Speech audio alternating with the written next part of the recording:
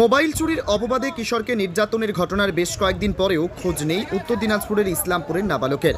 নিখোঁজ কিশোরকে উদ্ধারের দাবিতে রবিবার পথ অবরোধ করে বিক্ষোভে সামিল হল পরিজন ও গ্রামবাসীরা। ঘটনাকে ঘিরে উত্তেজনা উত্তর দিনাজপুর জেলার ইসলামপুরের মাটিকুন্ডা বাজার এলাকায়। উল্লেখ্য, কলকাতার মহেশতলায় এক জিন্স রং করার কারখানায় এক কিশোরকে উল্টো করে ঝুলিয়ে অত্যাচার করে মারধরের ভিডিও ভাইরাল হয় সোশ্যাল মিডিয়ায়। নির্যাতিত কিশোরদের বাড়ি ইসলামপুরের ছঘুরিয়া এলাকায়। এই ঘটনায় মুম্বাই থেকে গ্রেপ্তার হয় ঘটনায় মূল অভিযুক্ত কারখানার মালিক শাহিন শাহ আলম সহ 3 জন। ট্রানজিট রিমান্ডে রবিবার মুম্বাই থেকে কলকাতায় আনা হয় ধৃতদের।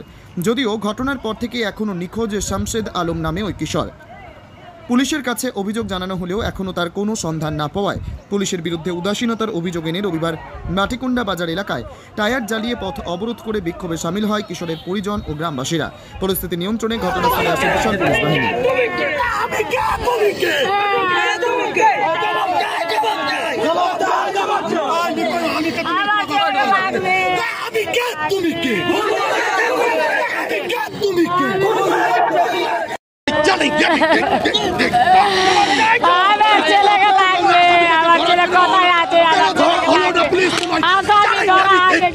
ছেলের কথা বলছে না,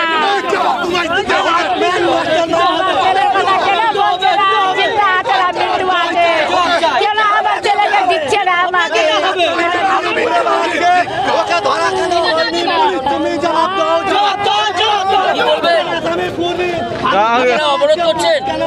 রাস্তা অবরোধ করছি ওই জন্য, মানে পুলিশের জন্য করছি।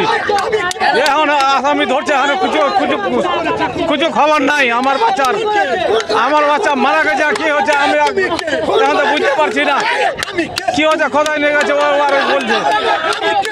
এখন আমি আমার দিমাগ কিন্তু এখন কথাই বলতে পারছি না। আপনারা কি অবরোধ করেছেন? অনুরোধ করছি আমার বাচ্চার জন্য। কতক্ষণ চলবে অবরোধ? বাচ্চা লাগে।